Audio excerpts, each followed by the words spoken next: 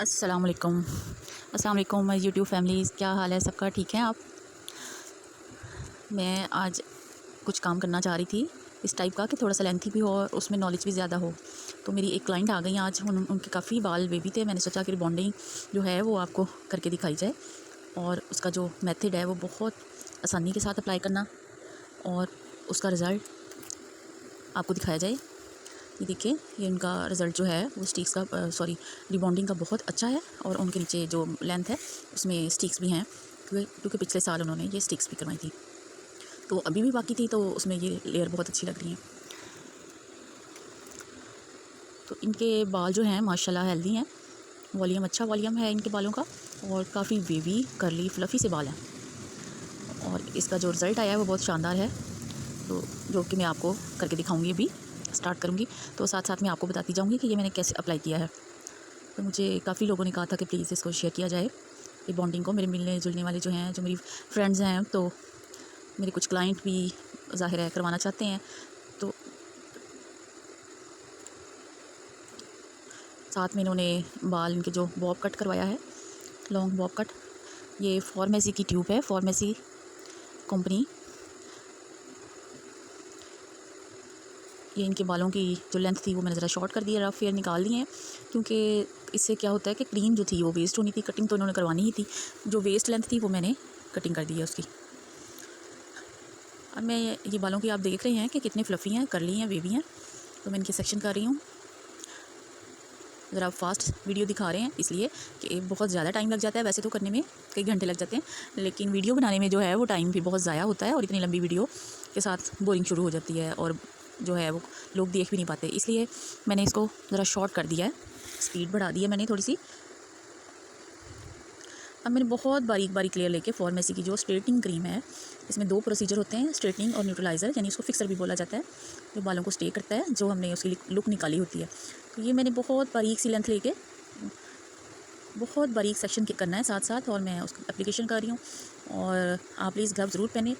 मैं नहीं पहनती ग्लव्स, जो कि अच्छी बात नहीं है, लेकिन मुझे ऐसे ही काम करना ठीक लगता है। और मैं ब्रश की मदद से ऊपर और नीचे अच्छी तरह क्रीम लगा रही हूँ और साथ में मैं ब्रश भी करती जा रही हूँ, इसलिए कि बालों के अंदर क्रीम जो है वो अच्छी तरह पेनिट्रेट हो जाए, कोई बाल रह ना जाए। अगर बालों अगर बालों के ऊपर ब्रश ना फेरें या अच्छी तरह हम इसको ब्लेंडिंग ना करें, ये अच्छी तरह मिक्स नहीं होगा, कोई बाल रह गया तो उसमें वेव्स बाकी रह जाएंगी। मैं पहले खुद ही अकेली काम कर रही थी, लेकिन अब मेरी जो है हेल्पर हैं, मेरी सिस्टर हैं, वो मेरे साथ हेल्प करवा रही हैं, तो वो सेक्शन ज़रा मुझे देंगी निकाल के, जिससे कि काम आसान हो जाएगा और ख़त्म भी जल्दी हो जाएगा, क्योंकि आपके साथ एक हेल्पर होना ज़रूरी है। ना भी हो तो खैर काम तो कर लेते हैं। अब मैं छोटे छोटे सेक्शन लेके उन पर क्रीम अप्लाई करती जा रही हूँ। आप देख रहे हैं कि कितना ईजी तरीके से मैं क्रीम लगा रही हूँ और इस काम में मज़ा भी बहुत आता है, लेकिन एहतियात भी बहुत ज़्यादा है। छोटी छोटी चीज़ें होती हैं जिनको हम बहुत ध्यान में रखते हैं। और जब मैं क्रीम लगा रही होती हूँ, ये बात याद रखिए, एक तो बालों को कंडीशनर जो है वो ना अप्लाई किया हो, सिंपल वॉश हो, कोई सीरम ना लगाया हो। अब ये जो मेरी ये मेरी जो क्लाइंट हैं, ये अपने घर से वॉश करके आई थी, तो इन्होंने कंडीशनर भी लगाया हुआ था और सीरम भी, जो कि फिर मुझे दोबारा से वॉश करना पड़ा।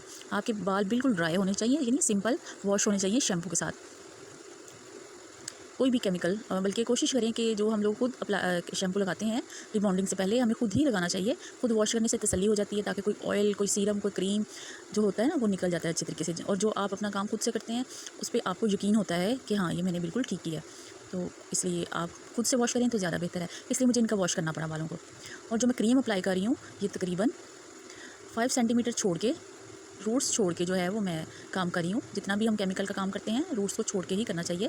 रिबॉन्डिंग, केराटिन, स्ट्रेटनिंग, एक्सटेंसो, ये सब कुछ जो है हम लोग यूज़ करते हैं। हाइलाइट्स भी जो करते हैं वो भी रूट्स को छोड़ के ही किया जाता है, क्योंकि ये हाई केमिकल्स होते हैं और जितने ही ये हमारे बालों को खूबसूरत बनाने में मदद देते हैं, इसी तरह ये हमारे बालों को डैमेज भी कर सकते हैं। तो प्लीज़ इन चीज़ों का, छोटी छोटी चीज़ों का ख्याल रखा जाता है। ये मैंने बहुत अच्छे से अप्लाई कर रही हूँ और सेक्शन जो है मैं इनका सारा बैक पे ही करी, क्योंकि इनके जो बालों की फ्रंट लुक है वो साइड की है, तो वो चाहती हैं कि मेरी जो है इस तरह की लुक हो जाए कि दोनों साइडों पे आए। तो मैं सारे बालों का जो है जो सेक्शन है वो बिल्कुल बैक पे कर रही हूँ। और इनके बाल बहुत छोटे छोटे हैं, न्यू बॉर्न जो बाल हैं वो निकल रहे हैं, बेबी हेयर्स, तो उसको थोड़ा सा जो है वो क्रीम नहीं लगाई जाती, सिर्फ मैं एंड पे हल्का सा खाली ब्रश ही अप्लाई करूँगी। उन पर क्रीम इसलिए नहीं लगाई क्योंकि स्ट्रेटनिंग भी नहीं काम कर सकता उस पर, और वो और बिखरे बिखरे से और फ्लफ़ी से हो जाते हैं जो कि बुरे लगते हैं।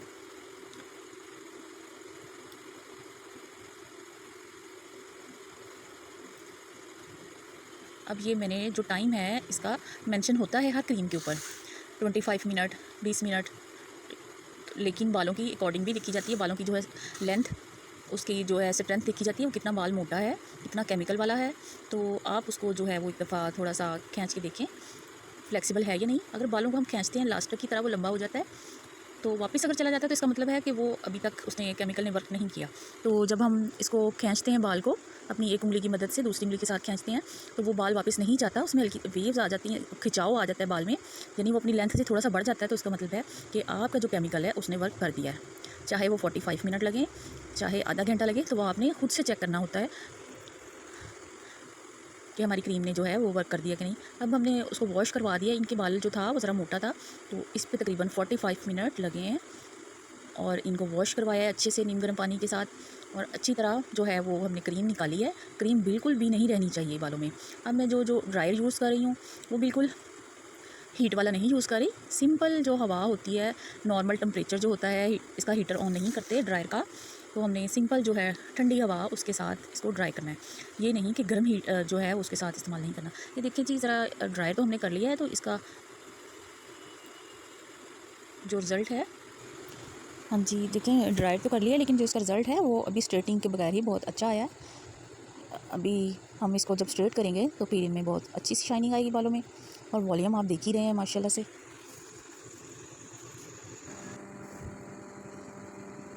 जी मैं इसको अच्छे से कॉम्ब करके बालों की जो भी उलझने हैं इनको अच्छी तरह निकाल के, और मैं बहुत ही बारीकी के साथ जो है वो इसका लेयर लेके, बारीकी के साथ लेयर लेके मैं इसको स्ट्रेट करी हूँ। एक साइड से मैंने टेल कॉम्ब पकड़ा हुआ है, दूसरी साइड से मैंने जो है स्ट्रेटनर पकड़ा हुआ है, और बहुत टाइटली थोड़ा सा दबाव देके, और एक ही लेयर को जो है वो रूट्स में हम पहले स्ट्रेटनर को बार बार चलाएंगे दबाव देके, और उसके बाद जो एंडिंग होती है बालों की लेंथ जो एंड रह जाता है उस पर भी हमें चंद सेकंड जो है वो दबाव दे के रखना होता है। ये देखें आपने इस तो एंड पे कुछ सेकंड पकड़ के रखना है स्ट्रेटनर को, ताकि अच्छा सा रिज़ल्ट आ सके। जी इस तरह मैं स्टेप बाय स्टेप करती जाऊंगी, साथ में कोई हेल्पर खड़ा कर लें ताकि आपका काम जो है आसान भी हो सके और जल्दी भी हो सके। आपको छोटे छोटे सेक्शन वो बना के देते जाएं और आप जो हैं वो जल्दी से स्ट्रेट करते जाएं। बालों को स्ट्रेटनिंग करने में जल्दी नहीं करनी है, मतलब मेरा ये है कि आपका काम जो है वो 2 घंटे के बजाय 1 घंटे में जो है वो बाल स्ट्रेट हो जाएं। अगर आपके पास 2 स्ट्रेटनर है तो आप एक ही क्वालिटी के, एक ही उनका जो है ब्रांड होना चाहिए, एक ही नंबर कोड होना चाहिए उनका, तो फिर वो आपका बाल जो है इक्वल स्ट्रेट होगा। अगर 2 लोग एक साइड से, एक बंदा स्ट्रेट शुरू कर दे दूसरा दूसरी साइड से, तो और भी आसानी के साथ काम हो सकता है। लेकिन मैं ज़रा ट्रस्ट जो है वो इस टाइप के काम में दूसरों पे कम करती हूँ। तो वैसे हर एक के पास अच्छे से अच्छा जो है वो पार्टनर होता है, आपका जो है वर्कर होता है, वो आपको अच्छा रिज़ल्ट देता है, इसमें कोई शक नहीं है। लेकिन मेरे पास जो है वो इस टाइम कोई अवेलेबल नहीं था इस टाइप का, मेरा जो वर्कर हो, जो मेरी सिस्टर हो, जो मेरी हेल्पर हो, तो इसलिए मैं खुद से ही स्ट्रेट कर रही हूँ।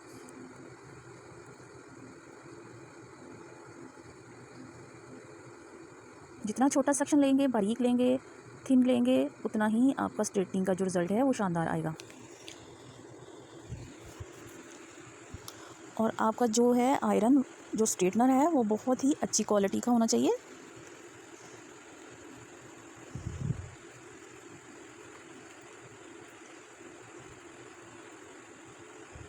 हमारे पास ये जो क्लाइंट हैं उनके माशाल्लाह बाल बहुत हेल्दी हैं, बहुत सेहतमंद बाल है उनका, माशाल्लाह मोटा बाल है, और उन पे मेहनत थोड़ी सी ज़्यादा है आम बालों की निस्बत। आप जब कोई काम कर रहे होते हैं तो आपके पास हर तरह का क्लाइंट आता है जो आपको देखना पड़ता है, और बालों का जो है लेवल चेक करना पड़ता है, पीएच लेवल चेक करना पड़ता है। ये नहीं कि आप उसके कटे फटे बाल हैं, ड्राई बाल हैं, स्टीक्स वाले बाल हैं, और आप सिर्फ एक लालच लेके अपने जो क्लाइंट हैं उनके बालों को डैमेज कर दें, ठीक है।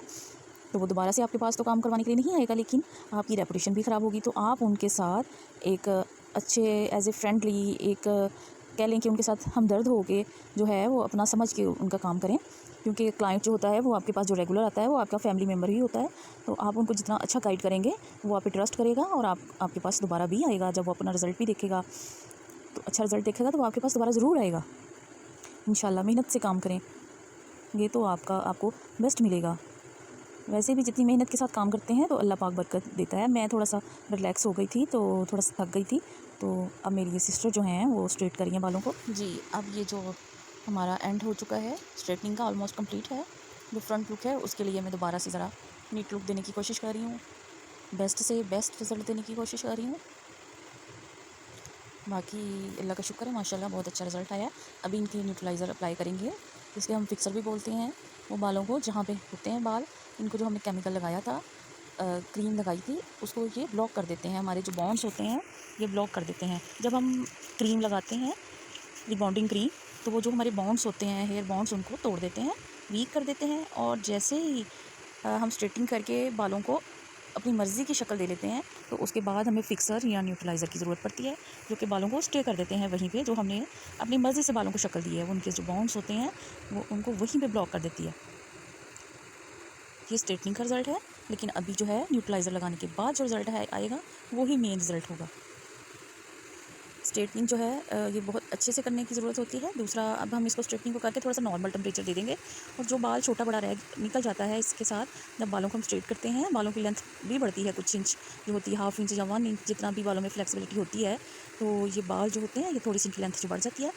तो हम इन पर जो भी नीटनेस होती है वो सीज़र के साथ मैं उसको बार बार नीट कर रही हूँ, क्योंकि वो बॉब कट चाह रही थी, लॉन्ग बॉब कट चाह रही थी, तो वो उसके लिए हमें बार बार नीट करना पड़ रहा था, क्योंकि कभी वो बाल कहीं से छोटा निकल आता था, कहीं से कोई बड़ा निकल आता था, तो इसलिए मैं उनको नीट कर रही थी। जबकि हमारी क्लाइंट जो हैं वो डर रही थी कि मेरी जो है लेंथ छोटी ना हो जाए। अब ये जी मैं न्यूट्रलाइज़र का यूज़ करने लगी हूँ, फिक्सर को अप्लाई करने लगी हूँ। ये ब्रश के साथ ना भी लगाएं, जितना अच्छा ये पेनिट्रेट आप हाथों के साथ कर सकते हैं, ब्रश के साथ नहीं कर सकते। खैर ये अपने अपने तजर्बे की भी बात होती है, जिसको जिस तरह के काम जो है आसानी लगे। मुझे आसान लगता है हाथ के साथ जो है कलर की एप्लीकेशन करना।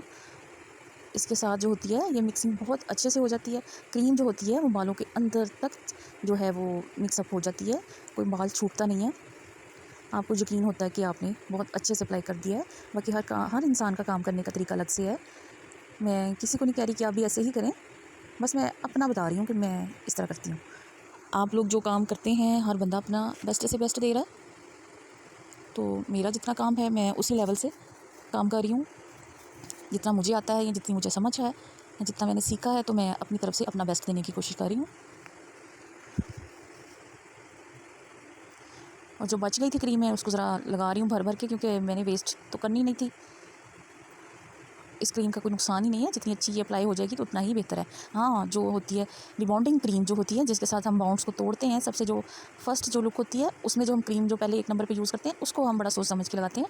और रूट्स को छोड़ के लगाना होता है 5 सेंटीमीटर, उससे ज़्यादा भी छोड़ सकते हैं अगर ज़्यादा डैमेज बाल हैं तो, वीक बाल हैं तो 10 तक भी जा सकते हैं आप, 10 सेंटीमीटर तक भी। तो अभी मैंने उसका टाइम जो था वो कंप्लीट हो गया था, तो हमने वॉश कर दिया है बालों को। वॉश करके तो अब मैं वॉश करने का जो प्रोसीजर है वो ज़रा मुझे बाहर दूर जाना पड़ता है सिंक पे, तो इसलिए वो मैं नहीं दिखा पाती हूँ, क्योंकि फिर मुझे कैमरा भी साथ लेके जाना पड़ता है। तो ये मैं सिर्फ करके आपको वॉश करके ही दिखा देती हूँ कि ये मैं वॉश किए हैं। तो अब इनको ड्रायर करेंगे।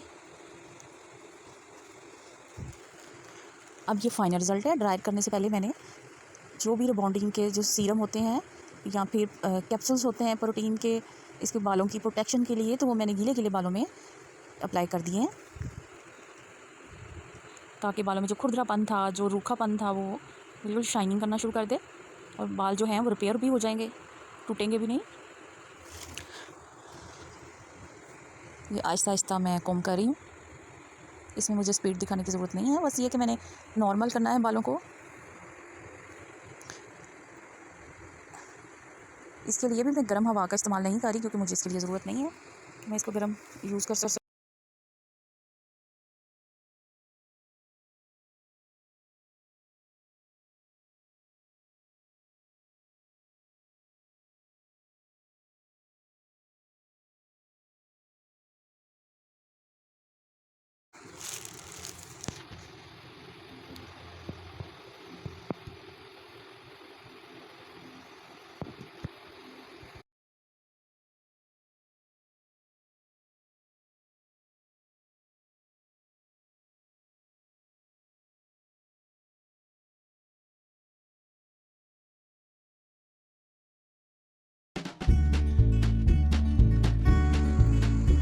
और जो है बालों में पसीना ना आए,